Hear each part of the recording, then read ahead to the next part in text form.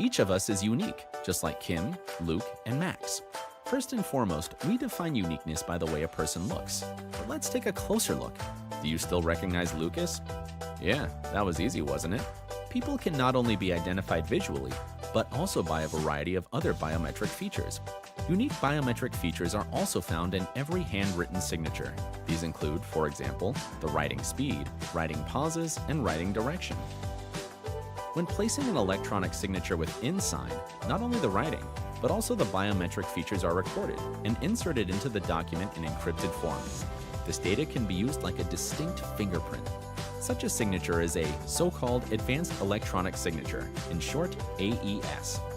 This means that in the case of a legal dispute, the signature can be mapped to the person who provided it. INSign, legally compliant electronic signatures, made in Germany.